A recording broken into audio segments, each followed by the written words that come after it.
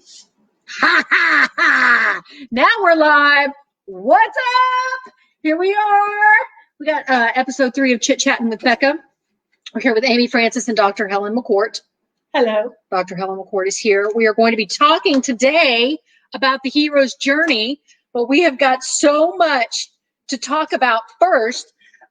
We did get started a little bit early, and I know Roy is waiting in the wings. So we will wait till 2:30 because it's 2:29 right now. It's not 2:30 yet. It's 2:29. So we'll wait a few seconds before we get on talking to him. So we're very excited about today's episode, talking about the hero's journey with Dr. Helen, because she is fascinating and very interesting and has a lot to say. And then we will also be talking about things like Star Wars, because we love Star Wars. So we'll talk about that. And now it's 2:30, and Roy is there waiting for us, and he's ready. So we're going to talk about the weather a little bit. We got a lot going on in Texas. We got some stuff happening, and there's some other stuff going on. So we'll see if Roy's ready to come on. We'll add him. Hey, hello, Roy. hello. How's it going, dude? I'm doing awesome. What's going on? Yeah, we do have a lot of stuff going on. It is going to be a busy week in the weather world. So for the immediate future, we've actually have a severe thunderstorm warning right now for Waxahachie, Cleburne, and Midlothian. There was a little batch that popped up. That boundary, that low pressure is still, down south of I-20. So yeah. Now that we've heated up, we're getting back up to almost at 90 degrees. It's activating some of those storms. So it's actually pushed an outflow boundary, and it's moving like northwest. So I'm expecting basically areas, south of I-30 to possibly be impacted from these, from Fort Worth, Dallas southward. But next week, guys, we got a major pattern change. This is like incredible, almost like historic cold front coming. Right. So right now it's like 98 degrees in Denver. They're supposed to hit almost 100 degrees tomorrow. But then by Monday, they go down in the 30s and snowing. I mean, it's just a massive front. I mean, we could be talking historic snowfall for Wyoming and Colorado and Denver, not just the mountains. And some of that snow could even get into the Panhandle and Amarillo, and right. the earliest, like by 2 weeks, if it snows in Amarillo. But then that strong cold front, still dives south, and right now it's expected to be here by like Tuesday night, bringing a round of showers and thunderstorms. It's too early to tell if they're going to be severe or not, depending on the timing of the front. But there's a lot of lift behind the front, meaning what they call what they call an anafront. There's a lot of lift behind the front, so you have that overriding conditions. And actually, this is the type of front, if it was cold enough, it would actually snow. Wow. The type of setup that you want to see for it to be, snow. So, because a lot of lift is behind the front. So the high on Wednesday will actually be at midnight Tuesday night. And then falling, believe it or not, in the 50s Wednesday afternoon. Wow. That is going to make a great morning run. I cannot even wait to run in that weather. I mean, we're going to be in the 50s Wednesday afternoon, every bit of it. With the strong north wind, I mean, almost a wind chill factor, right? And then we'll see if we clear out on Thursday morning. If we do, if the skies tend to clear, there are some spots could be even in the 40s by Thursday morning. So, but that's way ahead of schedule. The average high is 92. So talk about afternoon temperatures in the 50s is crazy talk. It just keeps getting the forecast for that cold front just keeps getting colder and colder. It is, yeah. It is. It's going to be in the 60s. We'll be in the 80s, and now it's not just here. This actually goes all the way down to Brownsville. I mean, wow. The entire state by Thursday morning could be below 60 degrees. That is unheard of. That's it. I mean, we don't usually have that kind of weather until like what, February? Yeah, I mean, this is technically summer. It stays hot forever.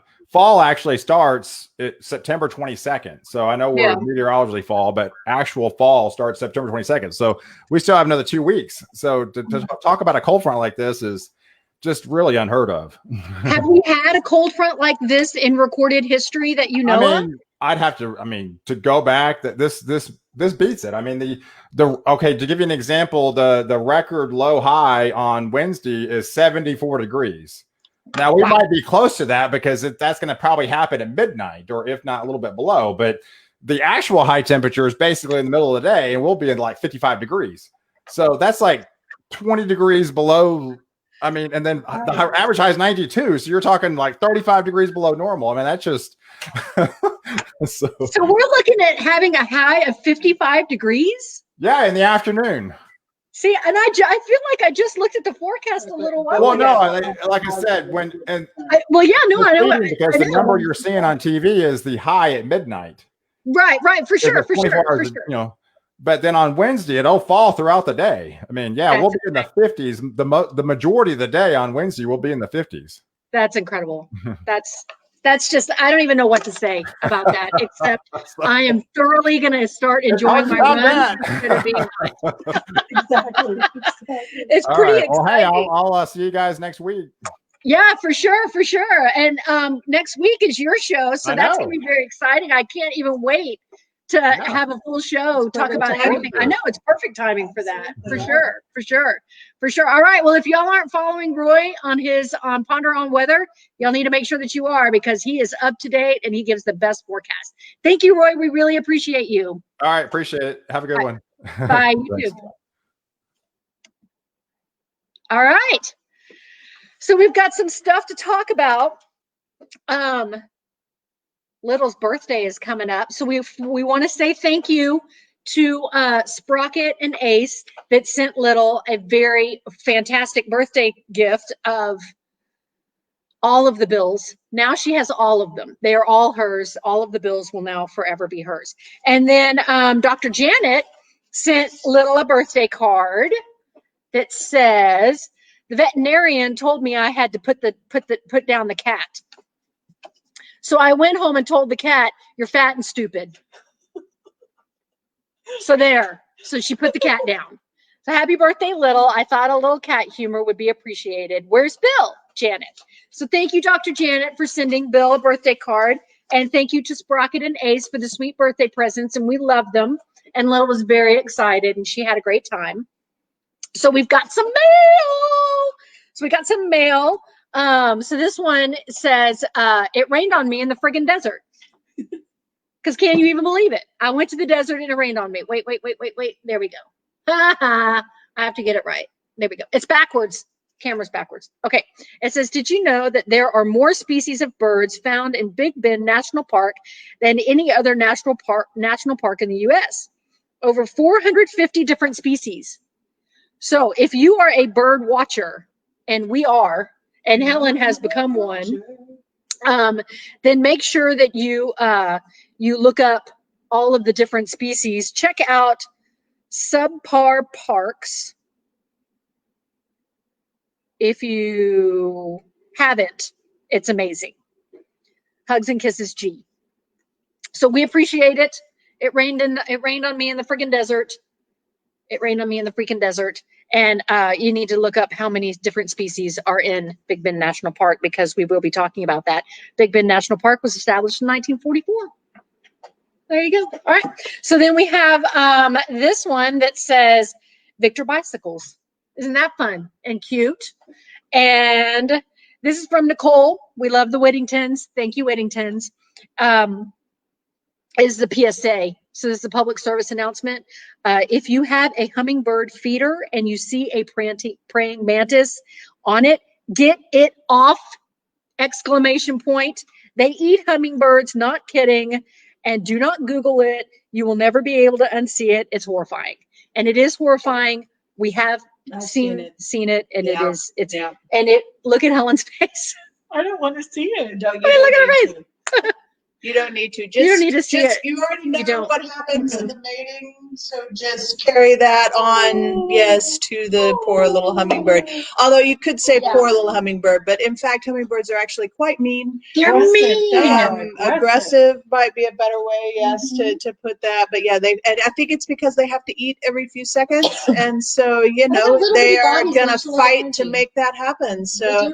The one rufous hummingbird we saw there in Arkansas that time, it literally sat like this far from the feeder, about 6 inches from the feeder, and guarded that feeder, and got everybody else away from it if they came and tried to, do anything there. So, and I know the Whittingtons right now have a couple that are, they sword fight. They sword fight with their beaks in the air. Yeah, they're aggressive little critters. They're very aggressive. But they're migrating right now. So if you don't have your feeders up, get them up. Put them up. Yeah. Put your feeders up, and don't use the red. The colored you water. gotta make your own. Don't use the colored water. It's really quite simple. It's just a simple syrup. You just get it in there. It's Aimee will tell you. How do you make it?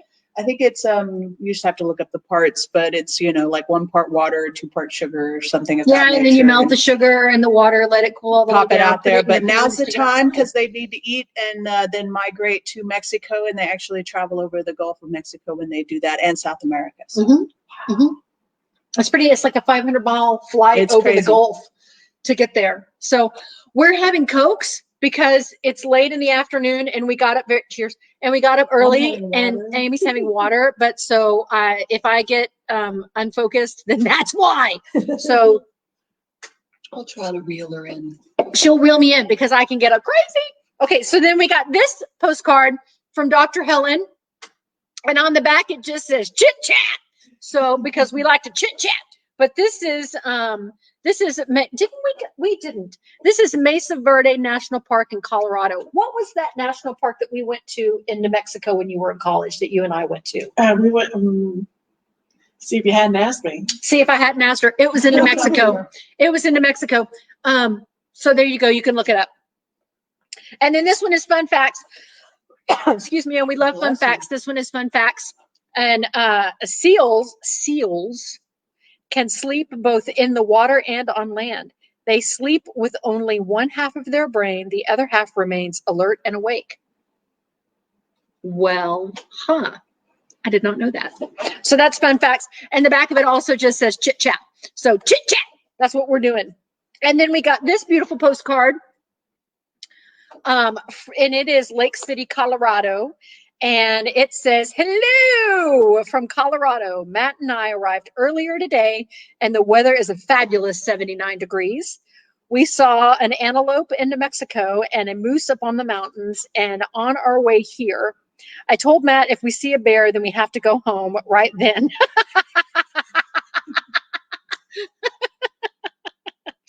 Oh, goodness gracious. And then it says a whole bunch of other stuff that's underneath the little stamp that we can't see. So anyway, we love Lindsay and Matt. We love Lindsay and Matt. So thank you, Lindsay and Matt, for the Chit-Chatting with Becca postcard. And y'all keep the postcards coming. You know, you get a little treat in the mail if you do. So, so we'll have treats that will come in the mail, and I have a list here, so I'm going to check off what we've already done. But we do have little sweet treats that come in the mail. If you send us stuff, then I send you stickers and whatnot. And if you send a birthday card or a birthday present, then you might get a sweet note back from Little, because she does send thank you cards. So there you go. She's polite. She's very polite. She's very polite. So she will send you a thank you card for sending her a birthday gift or a birthday postcard, which we would not expect any gifts. We do appreciate them from Sprocket and Ace, who are so sweet. And again, her birthday is on September 19th. She will be 12. And she is here. She has made the trip with over to Aunt Dr. Helen's house. And she's over there asleep right now. And she did specifically pick out a bill to bring with her. So that was very cute. So I also wanted to tell y'all, we got the Instagrams and we got the Twitters set up. So make sure you can go and follow Chit-Chattin with Becca on Instagram and on Twitter, and then subscribe to our YouTube channel. And then we have the hashtag Chit-Chattin with Becca. No G in there because it is chit-chat, not chit-chatting. Because we're not that correct. So, and next week's broadcast is with Roy Ponder. So we'll do that. And then I also wanted to do some fun stuff like did you know that today is National Cheese Pizza Day? I thought it was something else. Today is, well, there's several. Oh, okay. But first, today is National Cheese Pizza Day. It is also National Be Late for Something Day. So I don't want to be late for the broadcast, but we could have done that, and then we could have said we were late for something. It is also National Tailgating Day, but I don't think that is a specifically good right now for the social distancing. So if you're going to tailgate, then make sure that you stay your 6 feet apart and wear a mask because we're in the middle of a pandemic. So put a mask on. It is also World Beard Day. Not beer. That's a couple of days from now. National Beer Day is a couple of days from now. But today is World Beard Day. So if you have a beard, congratulations. And that's very exciting. So let me check off the things that I have done. Also, the other thing that we're going to do is we are going to start doing, so please, if you have silly facts, send them to us because we're going to do what I like to call facts. So to give you a little background, our mom used to say, about things. Now, our grandmother used to say, well, I declare. But mom used to say, Sure enough. She would say, sure enough. And I think I say sure enough sometimes as well. But mom would say things, she would everything. So you'd be driving down the road see a billboard, McDonald's, 2.5 miles, exit 253. As you were driving by. And that's what she would say. And she would say that to everything and anything. So sometimes, hi, David. Our brother is here too, but he's over there. So sometimes I will hear something that I find rather fascinating, and I will say, I think I'm just going to give that a like a big old like that's a to me. So our fact for today is your tonsils can grow back if there is any tissue left behind during the removal process.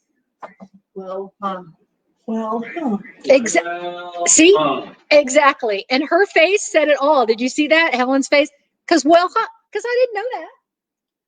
It's kind of gross. It's kind of weird. Like you have to have your tonsils removed, and the doctor's like, well, crap, I got a little bit. And then the next thing you know, you got to have them removed again. That's kind of like a monster. Like I can get my own ice cream. I don't need it to get my tonsils taken out. We saw the other day, apparently all the squirrels in this area used to be black. So there's 3 black squirrels. Now all the squirrels we currently have the gene to be these beautiful dark black squirrels. But apparently we have done something with European migration that has caused them all to now be either gray or those kind of browny ones we have.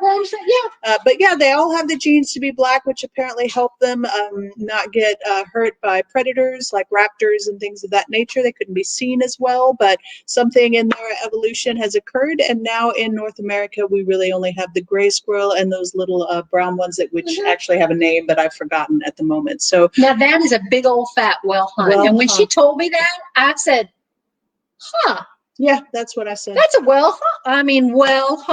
So there you go. So that's our fact for the day. I mean, who knew? I didn't know that squirrels ever came in another color. Oh, yes, there's red ones in Germany with little things on big old ears. Yeah, fluffy. Big old.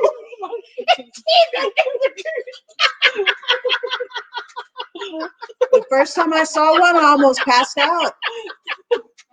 That was the funniest looking thing I ever did see. Why do I have hair on my ears?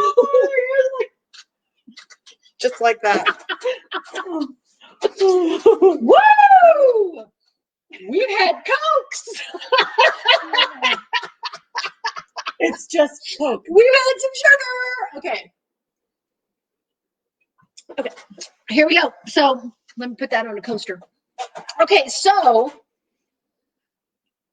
we had a discussion. The way this all came about was that we were just having a random discussion. Was it on Sister Fun Day?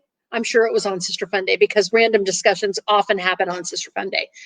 We were having a random discussion on Sister Fun Day about the hero's journey. How we got on that, who knows? I mean, I'm sure we were talking about Star Wars because we talk about Star Wars quite a bit on account of we love it. Not those 3 movies that are terrible, but see, she has her Star Wars shirt on. I have my Bigfoot shirt on because I saw some weirdness this morning, but we won't even talk about that. Also, it's myths and monster kind of thing, so I think the theme yeah, it does. Look at the big brain on her. Okay, knock knock. So it does myths and monsters. So we'll say that that's why we're in it. Anyway, so then Helen was telling me I never heard of Joseph Campbell. To be completely honest with everyone, I never heard of Joseph Campbell, and I really like myths and legends and whatnot.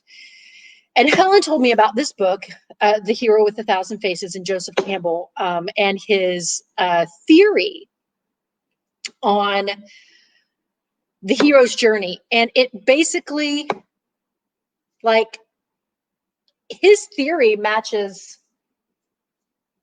Well, a lot of what the way that he developed this was to study and compare mythology from all over the world. And he used all of these ancient tales and myths to, I mean, comparative mythology was what he was all about, as well as comparative religion, and looking at how religions developed and the similarities in the stories that they have, both mythology and those that are specifically based for different religious views. So in comparing all of these, he began to develop what he saw as basically these ideas of the hero and the hero's journey, which is quite a lot of connection. I mean, most those who study mythology and folklore are very aware of the hero and the hero's journey. It's one of the largest kind of ideas within. But his specific theories connected to what he saw as the similarities between all of the mythology that he was comparing. And he kind of came to a definition of what a hero is and what happens most of the time as the hero goes on their journey of transformation. So it follows a pattern. Exactly. Right. Not everything has to happen in every hero's journey, but there are some very basic steps and some additional like stages. But there are some steps within each one of those stages that can occur in a hero's journey. And so it's very interesting. It's all the entire thing centers around the idea of growth and passage and transformation. The hero has to go through this in order to become kind of what they were ultimately meant to become, Well, and I think it's and very to achieve. interesting. Right, exactly. And I think it's very interesting that when you think about how a lot of these myths came about was, if you go back to when we were in a tribal society, it is, or even if you look at tribal societies now, these are myths that are told to children to kind of tell you exactly how you are going to transform from being born, an infant, childhood, adolescence, and into adulthood. So it's interesting that these trials are all about someone growing into who they become, which is what we all go through. We all go through a transformation from childhood and infancy to adulthood to become who we are today. And we all have to go through trials and tribulations and all of those kinds of things. So it's interesting that we can kind of connect some of these journeys to our own journey to adulthood. Exactly. And there's and within all of that, then we can begin to, with a lot of different stories, we apply those to our own lives as well.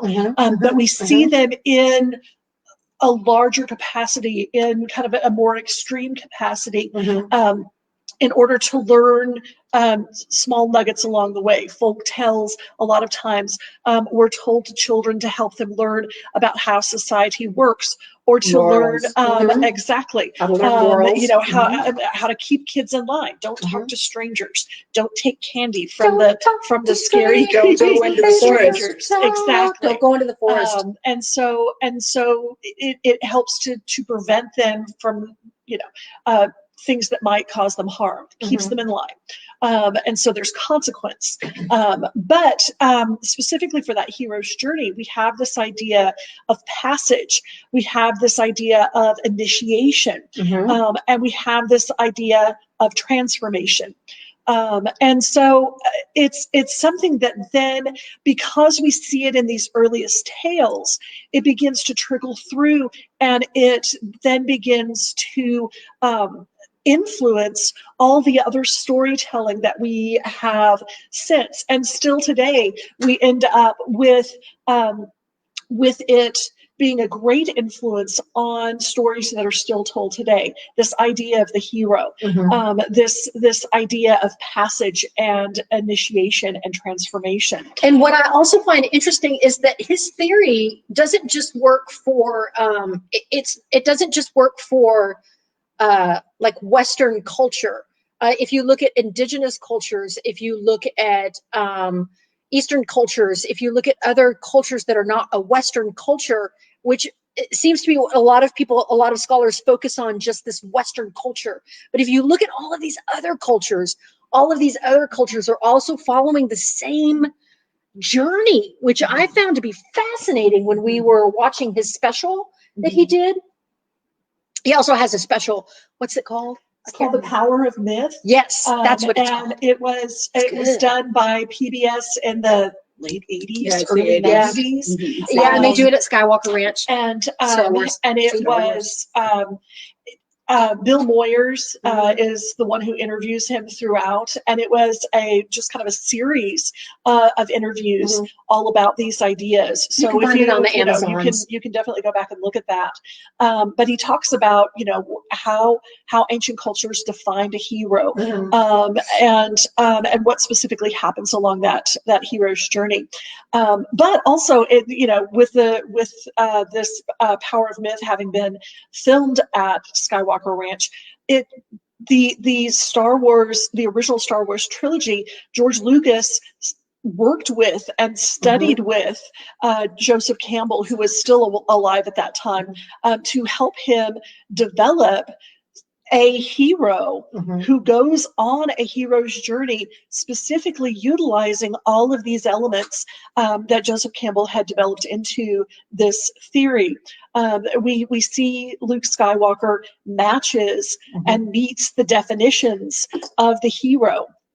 Everything that happens to him throughout those 3 original movies is him following through the steps of the hero's journey. Well, and what's interesting is in the 3 new movies is that that's what Rey follows the exact same journey as Luke did, and so it's really.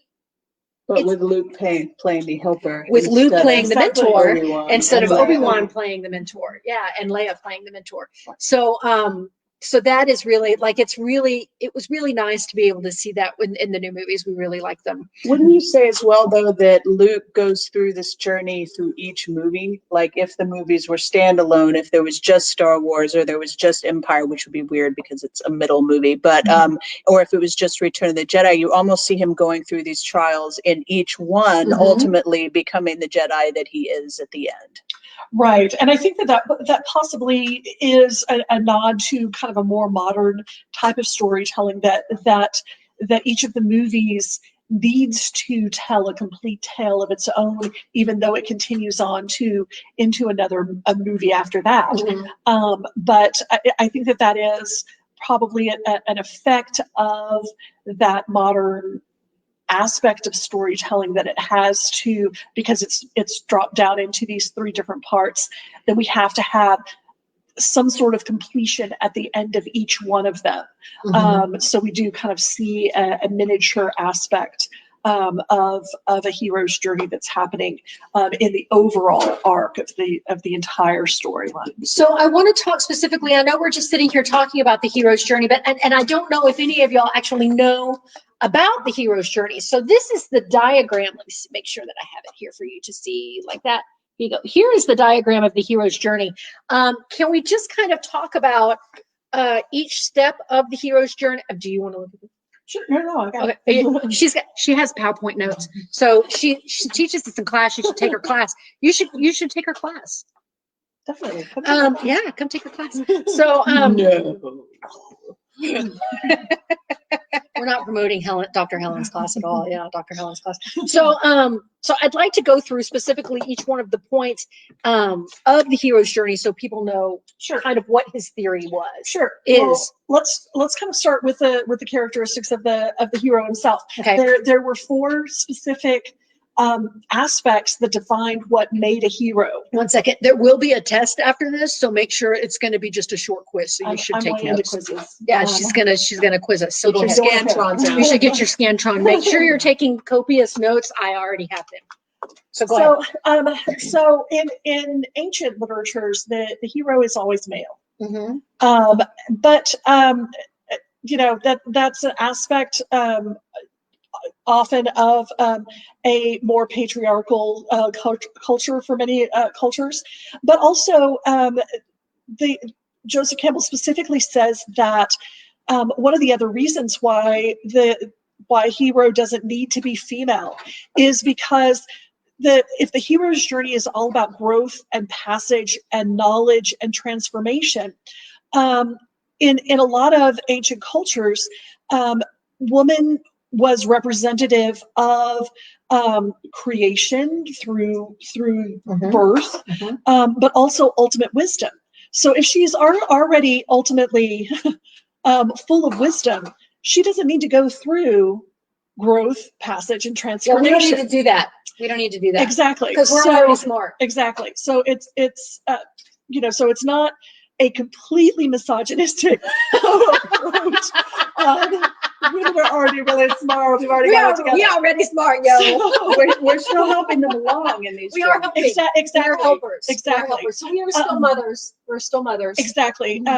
There's a lot of times that there might be guide, that there might be, and sometimes a woman might have to go on a journey physically to rescue a hero. We're rescuers. So there's just already a lot of kind of aspect of wisdom and creation that's there. So usually the hero is male. Oftentimes, and most of the time, the hero's parents, most especially father figure, is absent. The parents are either dead, they are missing, or absent in some way. Or burning skeletal bodies like Uncle Owen and Aunt Beru. Uncle Owen and Aunt Beru. Boy, that one got me as a child. I'll tell you, those burning bodies, goodness. Is it Aunt Beru or Beru? Beru. Poor Aunt Beru. So we've got an absence of parents that are right there to be able to help the hero as they are growing up in that idea of initiation and kind of passing down of knowledge. The hero in some way has some sort of power or has some sort of higher birthright. So this might be a hero who doesn't realize that his father was a king, and that he is supposed to be a king. Jon Snow. That he's Jon Snow. He's been in some way he's grown up as a beggar or a very kind of low station in life, but he's actually supposed to be a king. Who was it in the Lord of the Rings? Well, Aragorn. He chose not to. Exactly. He turned away from it. Right. But he did not pick up. That was his own choice. Exactly. But in an aspect of you could see that as kind of a way of, or even in The Lion King. When Simba runs away, because Simba runs away. He runs away from. See, we can bring Disney all up in this too. But it might not be that he's a king. It might be that there is a special power that he has that he doesn't realize that he has until suddenly it happens. And he's a Jedi. That's Harry Potter suddenly performing magic. Once he reaches the age of about 11, he's suddenly, and he kind of always passive enough to be the one that can hold on to the ring because he doesn't exactly want that without being power. exactly without being affected by the way that Boromir and others are affected by it. And then the last thing that defines a hero is that there is something about the hero that sets them apart, that it might not be something that can really be, I mean, just the way that they carry themselves, the way that people interact with them sets them apart. They're kind of a natural leader. Even if they're still in that very lowly station in life, their power has not been realized or anything like that. There's just something that makes people interact with them in a different way, that just kind of sets them apart, that kind of, puts them in a leadership position, just kind of naturally. Right. Even if everything that comes out of their mouth is a whine. It's a wine. I wanted to go to Chelsea Station. Exactly. Yeah, Exactly. I mean, we've got he whines through everything. He wants through the whole movie. He's still our hero. Still Still our hero. He is We still love a him so hero. much. We love him. We do. Yes. We love him. But even at that, he kind of was always the one who was, his friends kind of followed in what he was doing. If he wanted to, race whatever's, they were going to do that. Exactly. And Waste waste time with your friends later. Exactly. Yeah. So then we have the journey itself. And there's three main sections to the journey. We have departure, we have the initiation, and then we have the return. We've got to come full circle. So he has to leave the planet. He has to leave the Shire. He has to leave the Sahara, the plains, whatever makes him feel comfortable. So he has to leave his comfort zone. He's got to leave that. He has to leave home. And that's often simply referred to as the known world. He's got to leave whatever it might be, physical, the physical space. Right. Oftentimes it is that physical space, but he's got to, as you said, move out of that comfort zone and move into a realm that is unknown in all aspects. And as he goes through that unknown realm, that is when he has that initiation, that road of trials. That is when all of the things happen to him that he learns and grows and transforms through. But then there has to be a return. He has got to achieve something. He has got to acquire something. He has got to throw that ring into that mountain. He's got to pick up that golden fleece. Whatever it is that he's got to achieve as a boon. Sometimes it is a physical thing like that golden fleece, or it is a specific task that he has to achieve, like throwing that ring into the volcano.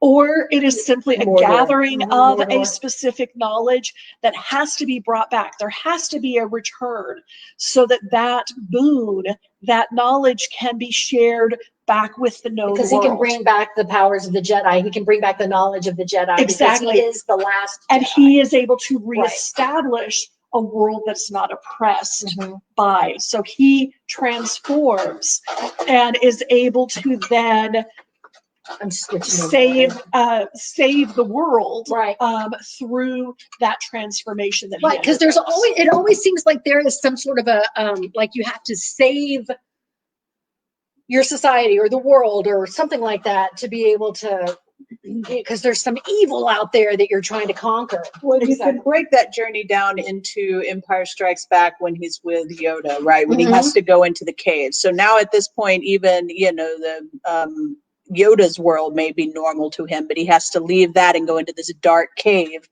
to somewhat face Darth Vader, which turns out to be himself, which is just showing us that eventually he'll find out that that's his father. And that, but ultimately, would you say his journey was to save the world, the rebels, all of this kind of stuff? Or was it to bring Darth Vader back from the dark side? That's very interesting to think about. Was his journey the entire time only to bring his father back, because if you look at it, even in death, because if you look at it, so if you just look at the movies, if you don't not the comic books or anything like that, and if you just look at the movies, the Sith was a specific group of people. They weren't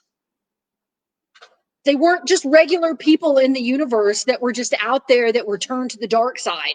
They were a specific lineage of people that were not so nice. and that we're trying to bring more people into them. So well, I can get all kinds of nerdy about that, but I agree with you. I was his journey, just not to save the universe or anything like that, but just to bring Darth Vader back to Anakin Or is that Skywalker. just a side effect? Or No, was it just a side effect? it's Well, actually, get it, Helen. it's Yeah. actually one of the steps of that initiation. Really? To bring him Yes. back. So one of the steps of the initiation. So there's some things that can happen. See, There is a road of trials. There is, and these are all steps that can happen, but don't necessarily all happen.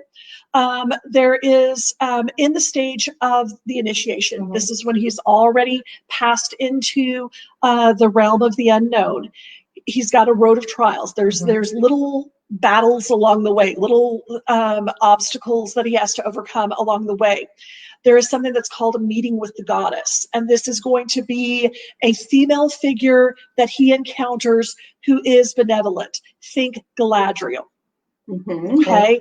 Frodo meets Galadriel. She offers him comfort, but she also gives him things that will protect him. And also then in the moments where she gives him that light of Elendil for him when he's at his darkest moment, but also at that darkest moment, it is she who kind of visits him in a vision, who gets him back up and moving. Okay, so that's the meeting with the goddess. But there can also sometimes be woman as temptress. There can be a female figure that maybe comes in to tempt him away from continuing on his journey. A mermaid, perhaps. Exactly. Think Circe for Odysseus. Yes. He stayed there a year and had a child with her. Before he was married. He was trying to go home. Penelope's waiting. And he stays there. Penelope is waiting. But we also have one of the aspects of this stage of initiation is called atonement with the Father. And so there has to be, remember, his parents are absent, most especially his father. So there has to be then an aspect Uncle Owen is no fun. There has to be an aspect of atonement with the Father.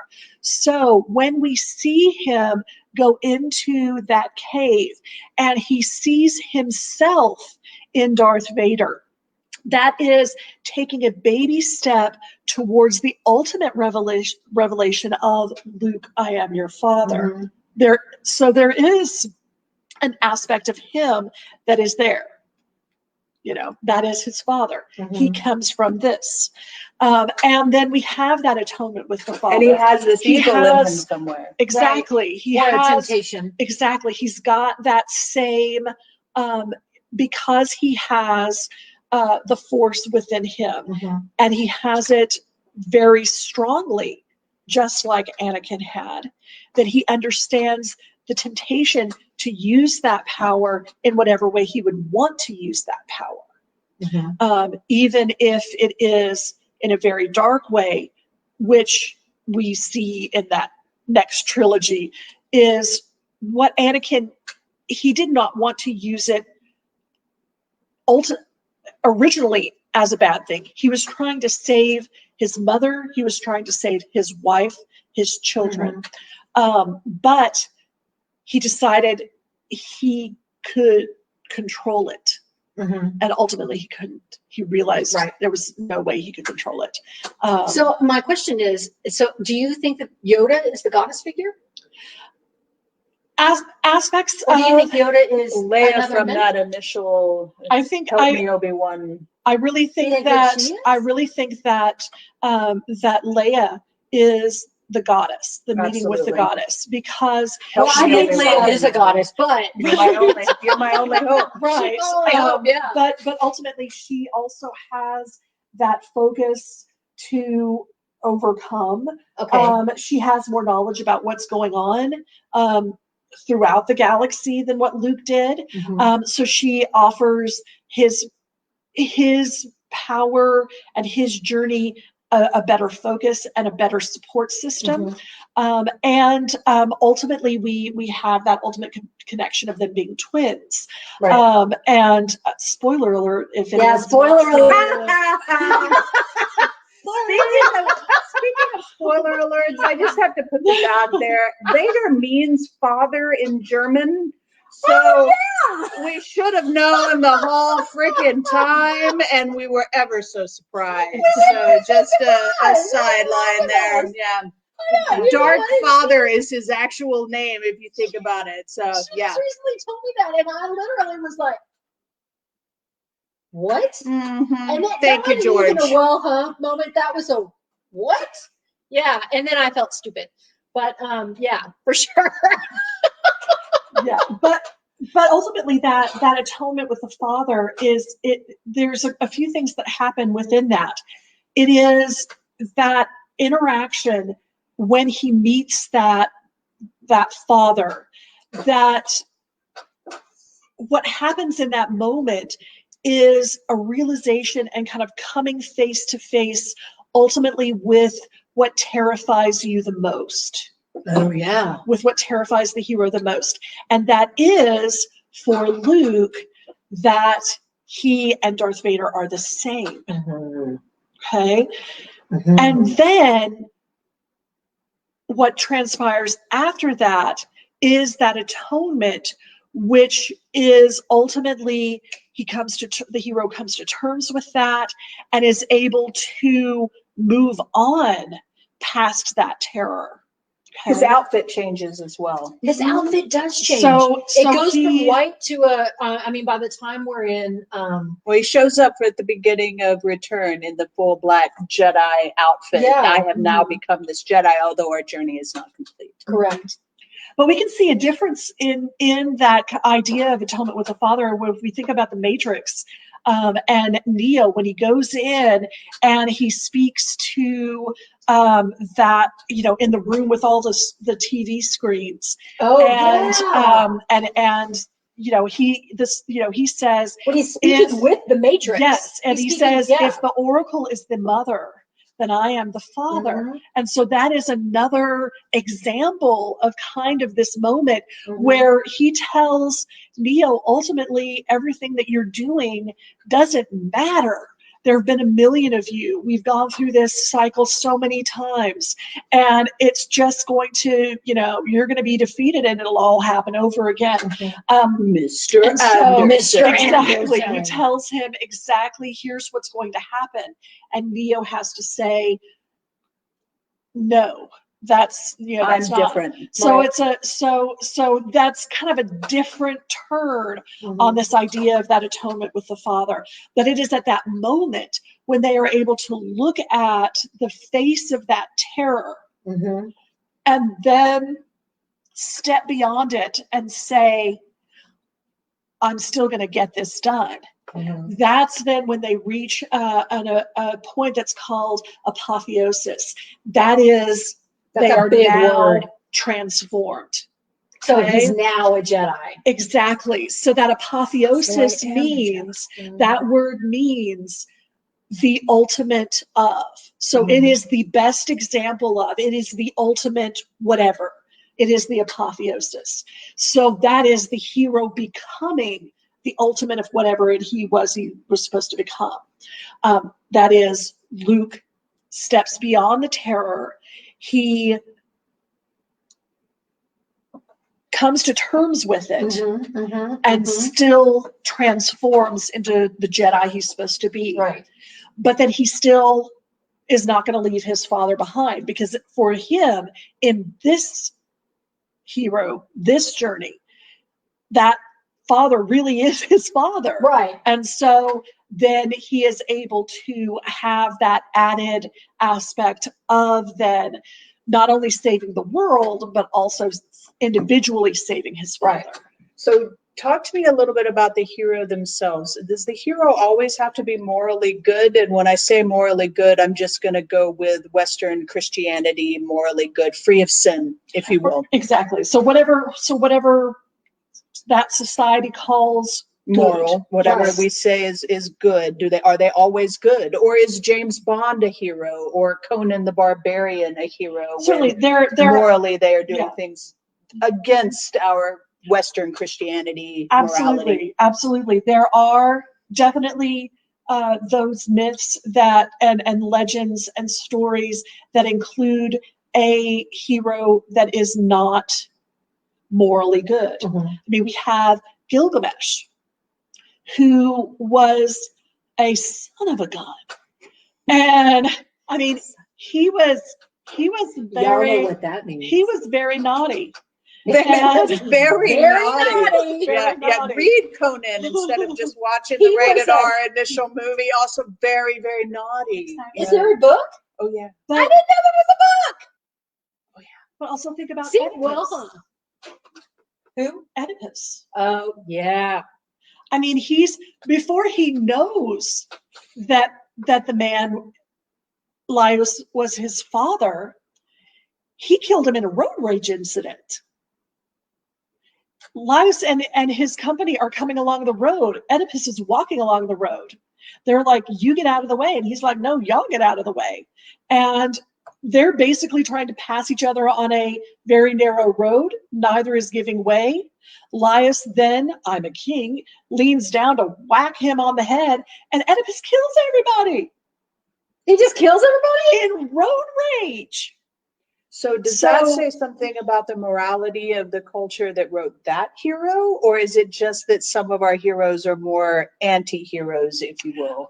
Right. I think that it simply shows that that our heroes have just as Have much flaws. of good and bad as anyone else.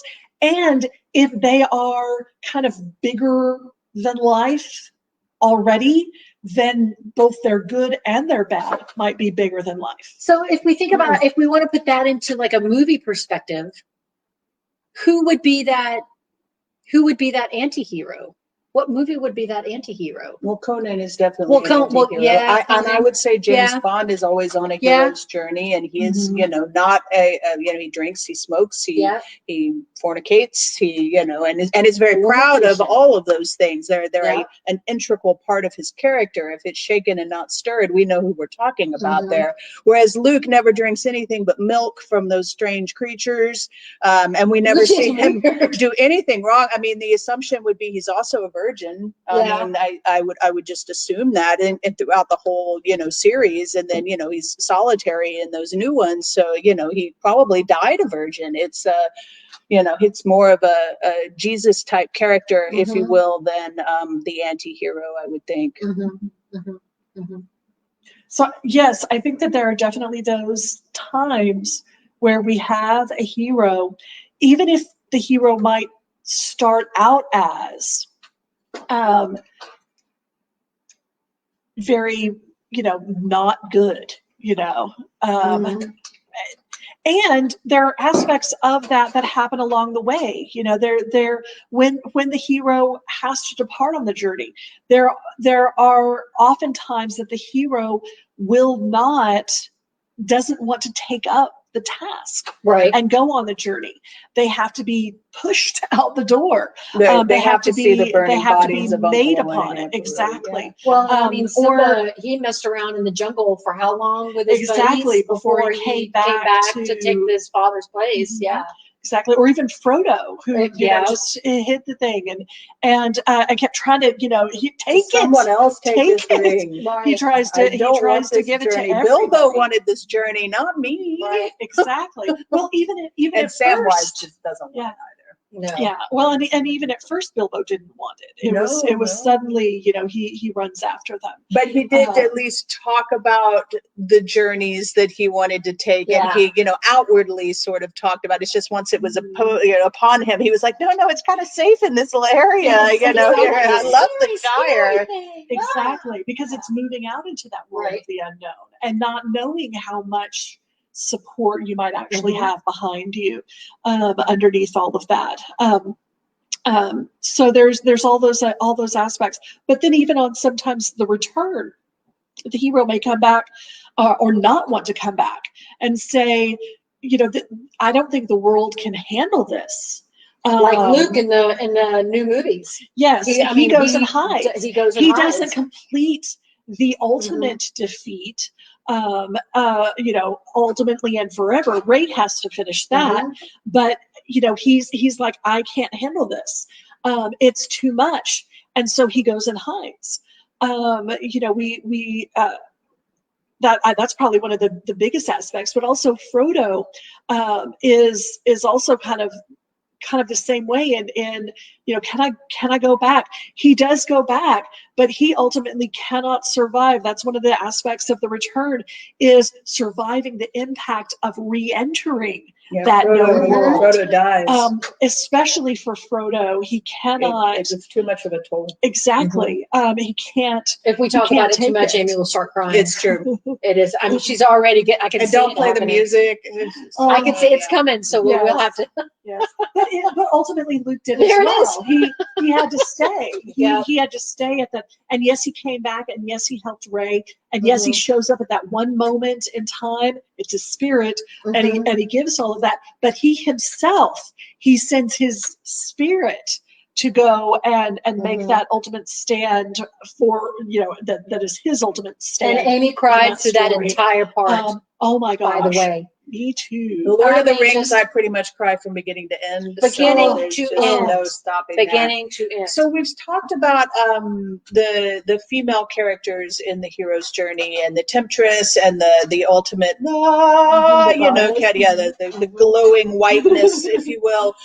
But we haven't talked as much about, say, the mentor figure, the Obi-Wan Kenobi, the Gandalf, Yoda, the Campbell, those kind of figures. So let's talk a little bit about those guys that helped them along. And with Luke, obviously, his ultimate goal was to have a father his entire life. He didn't know who his father was. No one would tell him anything about his father. The father figure that he has in front of him doesn't seem to understand him in any way. He then loses that father figure, gains the new one in Obi-Wan Kenobi, and quickly loses Obi-Wan, and then has to sort of replace that with this father that he never thought would be his father, and so all of that. But I want to talk a little bit about the impact that mentor type figure has on the hero.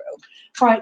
There has to be that mentor that is there, who kind of is there a lot of times to push them onto their journey. Sometimes that is going to be the figure that gives them the talismans that they are going to need along the way. That might be protection. That might the sword be that glows. Keys that give them, for Frodo, there's kind of a few different mentors. He's got Gandalf. He's got Bilbo. He's and each of these, Gandalf is there with him for quite a lot of it, Gandalf but not every bit of it. returns, Exactly. in a different We've even form. got an aspect of that happening with Aragorn, who is kind of that guide when Gandalf is not there. He understands enough, but also understands that ring, that's for sure. Indeed. But he also understands the power of it and the importance of the ultimate goal that they have and task that they have. And he's also the one that kind of keeps his head in knowing, okay, we can't follow after them and save them. There's going to have to be something that happens to help them. We've got to go and do this instead. And so in Luke, that particular story, that guide guide is kind of divided into a lot of bits and pieces. But we see that also in the aspect of in Star Wars, because we have Yoda, we have Obi-Wan, we have and even when Obi-Wan dies, he is still with Luke from beginning to end. Right. Exactly. He's still here. Exactly. He still shows up in those moments where Luke really needs that piece of advice or that push that says, you know what you're doing, don't question it. So that's still there. Exactly. Put that away. Indeed. Just like shooting womp rats back home. Exactly. Everything goes back to Star Wars. That was kind of the point. So we've got our mentor. Then we also have some of the other helpers along the way, which we were kind of talking about earlier. But and these helpers can be the morality can be there, the morality cannot be there. And for me, those are people like Han Solo, who is, ultimately such an integral part of Luke's journey, yet he's still our bad guy, right? Yeah, he's still our scoundrel. He's still shot first, dang it. He did shoot He is a scoundrel. And if that Total isn't his scoundrel. character in one, which is what George was trying to do and why he had to backtrack on that, we'll never know. But and I have to keep a VHS tape and record and player so that I can watch it the real way. But anyway, we have people like Han Solo, we have people like Samwise Gamgee. So the folks that without their help, this hero is never going to complete this task. And I think a lot of times that character is there as sort of that support system, but also that so incredibly loyal that it gives the hero the strength to keep going. Because ultimately, Han is that for him. Even though he is a scoundrel, he still shows up at the exact moment that he needs to. Yep. That loyalty is there. Even though he goes off, he flies back right at the right moment that Luke has lost all other protections. He was supposed to go play Jabba the Hutt, but he's about to get shot by Darth Vader, and then who comes in on the Falcon and saves him? Always. So now let me ask you this. So, and also for Samwise Gamgee, Frodo sent him back. To go away. And, no one else can handle this. And Samwise was the only one that didn't want the ring. Exactly. And Samwise is the one that shows back up. Love you so much. Right at the moment that he needs him. And keeps him going. Right. Now let me ask you this. One of my favorite things about our modern hero's journey, which is, the Star Wars and all of that and the Lion King and all of those, is the comic relief.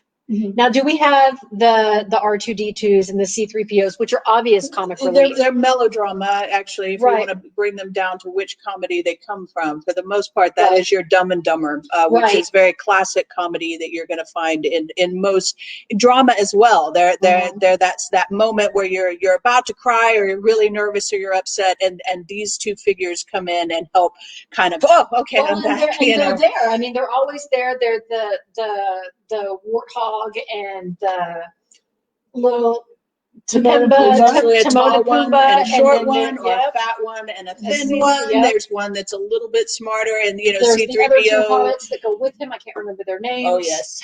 And then, but do we have that as well in ancient mythology? Do we have that kind of a comic relief kind of person? Not always, because a lot of these things were more, because a lot of times they might have been connected more to religious stories, or like in Oedipus, it was a tragic, and so they're going to offer those moments of kind of contextual release in different ways that would not be necessarily comic. What's also interesting is if you look at things like, and I just thought about this and I hadn't thought about it before, is if we look at Clash of the Titans, we even have that comic relief in that movie, Clash of the Titans. But we also have that's Greek mythology. And that's Greek mythology, right? And then who would you think the owl would be? Would the owl be just some sort of a messenger, or?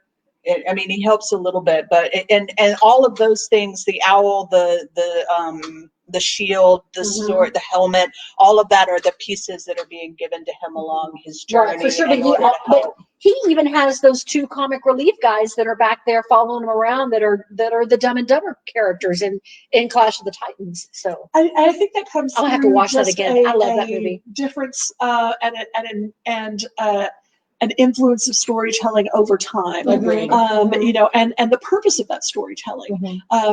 There are different aspects of entertainment that we need in our storytelling nowadays that was different than the purpose of that storytelling. Apparently, we can't get too serious for too long. We can't get too serious. We gotta have a good time. We've got to build that tension, yeah, and then we've got to have a little bit of a release and build it.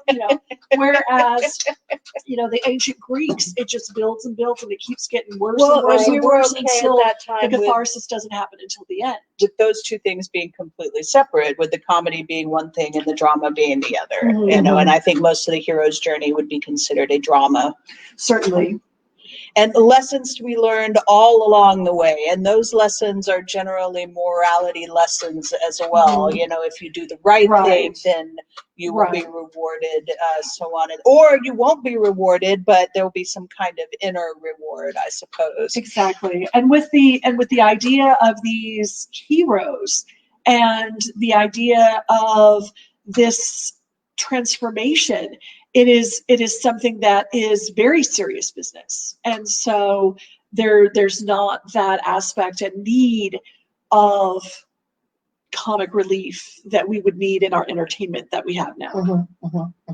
Well, in the case of Perseus, you know, I mean, the force is the fact that he is half god, so he is a demigod there. So we've got that going on for him. Exactly. So that's his which a lot of the power. ancient heroes, especially in Greek mythology, that is the case, that there is, and some of them might know that they are, you know, half god, and some of them might not.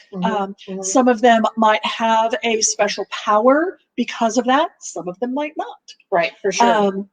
But they still meet kind of the definition because oftentimes that that father figure, whether the father figure was the god that is his parent or the human aspect, it's still absent. You know, we see Achilles. His mother is one of the minor goddesses, but his father was a king, but his father has died. So so we have that absent T aspect in, you know, that his father is not there. And that his power that he has is that he is a very fast runner. That's it, yeah. So He's super fast. we kind of got on this topic a little bit with our horror, well, really not even horror, but we were talking about Friday the 13th. And we were talking about how sort of a common theme, which is really all that Campbell came up with, other than the fact that I think in his inner heart, he wanted to collect these stories. And no matter where they came from, whether they were indigenous people or, you know, stories that had already been written or stories that were just verbally told, I think that was his, was to listen to those stories and then find that common, you know, theme. But anyway, we were talking about that common theme with horror movies, especially 80s slasher movies, in which we have our antagonist, which would be either Michael Myers or Jason or Freddy or, you know, whoever you want to insert there, punishing the children for their sins, which can also be seen in, say, Grimm's fairy tales, right? Certainly, For sure. Certainly. One of the ones, as you were talking about the Friday the 13th movies, was I kept comparing him, Jason, and his mother to Grendel and Grendel's mother from Beowulf. You know, but the focus is on them rather than Beowulf who defeats them.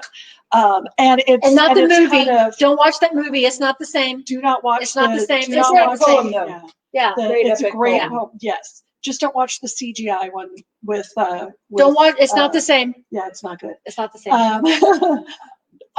But you know, we see in Grendel and his mother, we see that in Jason and his mother. Only instead of Grendel is the one who is killed and Grendel's mother comes in to avenge him, we see kind of an opposite of that. Yeah, but he's still that kind of monstrous aspect. And you know, that monster that comes in to kill the good innocent people who are just minding their own business in Hrothgar's kingdom. They're just minding their own business. Just walking down the street. You know, just minding their own business. But Grendel is upset by them. And so he goes in and you know, eats them. Sometimes people can be upsetting. Them. Every night. Yes. Every night. Until Beowulf shows up and kills him. And then Grendel's mother has to get involved. Yeah. But I think that ultimate punishment for the sin is generally in some of our religious stories as well, right? But also things like you were saying before, that stories that you would tell children to get them to look both ways before they cross the street, to get them to not go talk to the witch that lives in the forest because she's going to burn you and eat you in a pot, or But and then if you get into that aspect, you can pretty much say every single Disney movie, because they basically just robbed Grimm for every single movie they made. Especially all the We're not originals putting and the Disney down classics. though, because we like Disney movies, but so we're not hating on Disney. We do like them. No, it's just, and then they changed a lot of things, right? In Cinderella, the story was a little bit different than what we see in the cartoon, but those Grimm fairy the tales morals remain the same. Very dark. They're very dark. Very dark. Very dark, and written in a forest, the Black Forest. So they did have a scary, place to talk about as well. And to think that they're told to children, that's very frightening. But it definitely is told with the purpose of keeping them in line. Yes. Right. And keeping them safe. You must conform to Society. the social construct. Right. Absolutely. For sure. So can you pull up any questions that we might have? I'm unable to do that. I'll give it a whirl. Yeah, so we're going to give it a whirl. So if you've got any kind of questions that you want to ask or any comments that you want to, we can kind of go through that really quick. We knew this was going to be a little bit of a long episode because literally we can sit and talk about this for hours. We've already done it a few times. We've had to shut it down a couple of times. Okay. So Janet's got a couple of questions here. First, she says hi to David. Dr. Janet says hi, David. She's also talking about the praying mantis eating hummingbirds to the It's plague. terrifying. Yeah, That's terrifying. she's reading a book right now that applies the hero's journey. Sorry, there's a C more here. I'm reading a book now that actually applies the hero's journey to find your purpose in your own life. And it's fascinating, and it's true that we all go through this journey. So, yeah, I mean, even if you just think of the bar mitzvah or various things that some of the indigenous cultures do to, it's generally male children when they turn 13. There's not really a whole lot they do to the women children. Well, that's because we're already going through exactly. wisdom. Janet also says that she once took a narrative class where we studied stories that people tell, the verbal passing of that. And people have done this with music as well. Like you could go up and get the mountain stories of music and things of that nature. In this documentary, we saw a tribe in Africa that would tell their children stories about gorillas, that these gorillas would eat them. And that taught them to stay away from the gorillas.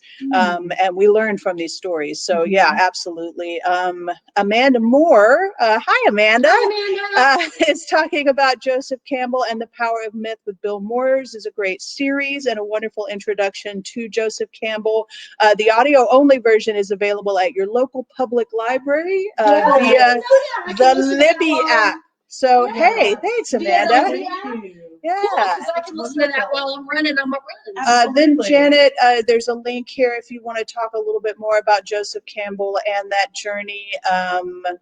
Janet says, get your blue book out. I think that was the Scantron type stuff we were talking about there. I'll give you an essay question. The hero has to move out of their comfort zone. And I think we have to do that in our lives as well, right? So, and I almost think if we can see a hero do that, it makes it less difficult for us to do it on our own, right? So we see Luke, we see Frodo move out of the Shire, the most perfect place, the Garden of Eden, if you will, and go on this other journey. And it makes it almost okay for us to accept that type of change, since we're all so scared of that. I agree. Janet says they get a mandate. So that's kind of an interesting aspect there. And she says this is like watching a smart version of The View. Thanks. Appreciate that. But yeah, I mean, if we're going to have a discussion with Helen, it's certainly going to be a smart one. It's definitely going to be a smart discussion. But, now we do have silliness. Yes, we do. We enjoy silliness a great deal because we do collect unicorns and unicorns. But what a great way Helen has of teaching this subject, and what a fascinating way she has of telling, the story of Campbell and what he thought, and then bringing in experiences where you can sort of understand things that you might be familiar with. If you haven't read, you know, Beowulf, perhaps you can, you know, you've seen Star Wars or you've done some other thing. But I also kind of feel like, in general, like when we're talking about a play or a movie of any kind, there's, in what he's seeing is the pattern, right? So there's also a pattern in all of that. You've got your exposition, you've got your rising action, you've got, or your initial incident, right? Your conflict, your rising, all of these things until you get to your resolution. And to me, that's very similar to what that hero goes through is, you know, something bad has to happen. We have to have some kind of conflict, and then we sort of see things rise to a climax and then fall to a resolution. Exactly. And I mean, it's in all horror movies that we watch. There's always that initial, you know, rise to the climax and then the end when the hero emerges. So we see that in just about any of those types of movies as well. And really each character goes through all those steps as well. So if it's a true character that's not just some sort of side character that you're not really dealing with, you're also going to have an introduction to that character, what they really mean. You're going to see them have some kind of conflict. You're going to see that character have a turning point where they discover something new and then ultimately become something different than they were when you first met them. Now, generally better. What's also very interesting is that once we really started talking about this in earnest, and growing up with Helen, sharing a room with her was an amazing experience because you got smarter as she got smarter. So the more she learned, the more she would talk about it. It just randomly sitting there in the room. A teacher. She is. You know, so she would actually teach you, and while you're, you know, 6 years old and you're like, she had no choice. I had no choice. I just had to listen because we shared the same room. And for a long time we shared the same bed. So yeah. If you teach it, you suddenly become the subject matter expert, don't you? Exactly. So so what's interesting in all of that as well is that ever since we started really talking about this subject in earnest, every movie that we have watched, even television show that we've watched recently, we see this aspect. You can apply you can see it just about in everything. Like we watched it, we had this long discussion with Helen about it. Was it Sunday? Yeah. Sunday. We had a long discussion about it with Helen on Sunday. And then we sat down and watched a movie, and I was like, well, look at the hero's journey and blah, blah, blah, blah. And so I started texting Helen. I was like, check it out, the hero's journey and yada, yada, yada. And so, I mean, it's, once you really get into this kind of a subject, you're going to see this pattern pretty much everywhere, which I find to be rather fascinating. At the end of my World Lit 1 class with my students, there's I don't give a lot of extra credit to my students. I don't give them a lot of extra credit opportunities. You gotta do what I tell you to do.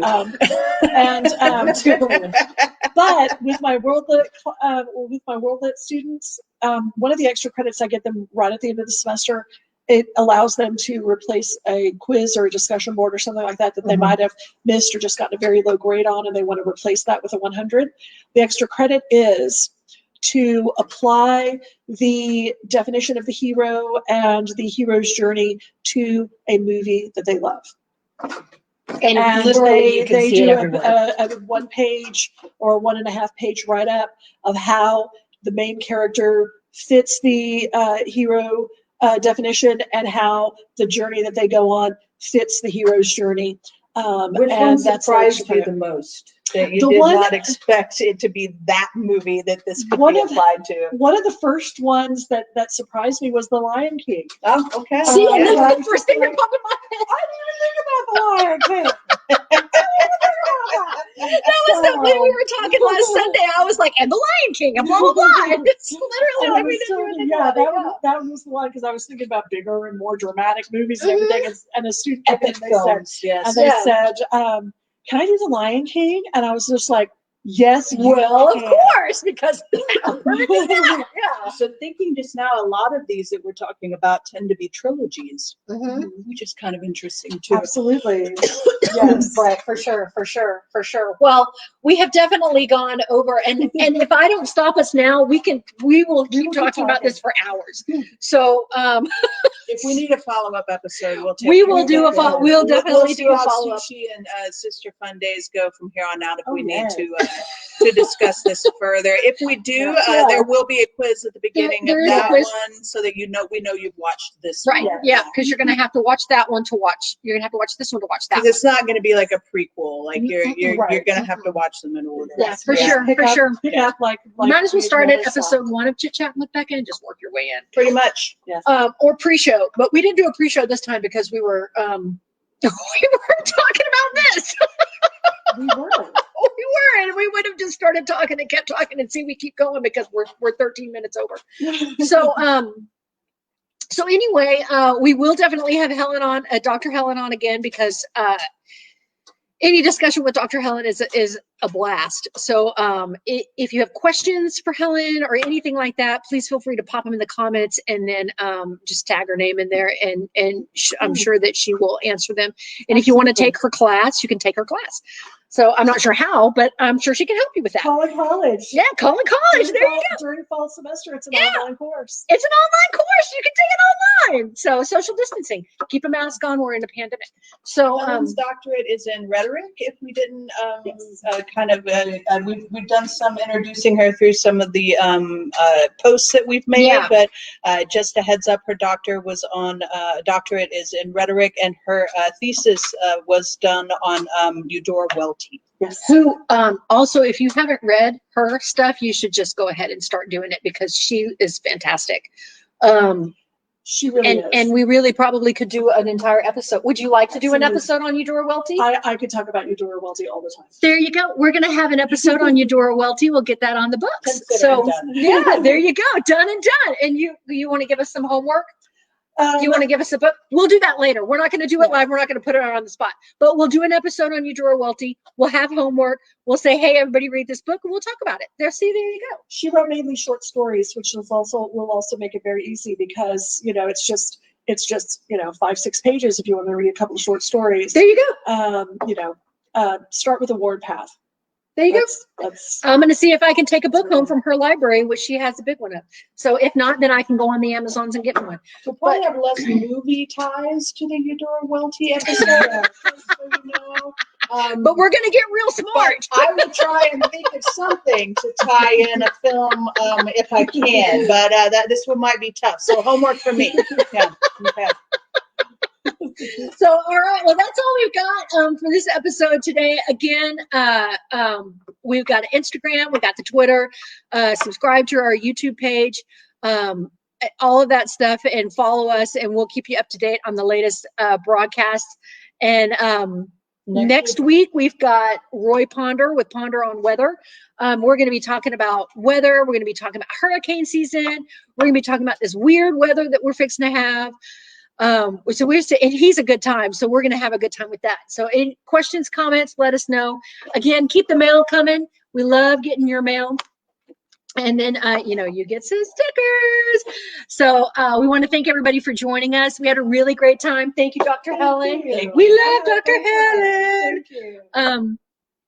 And then we'll see you next time, okay? Bye, y'all.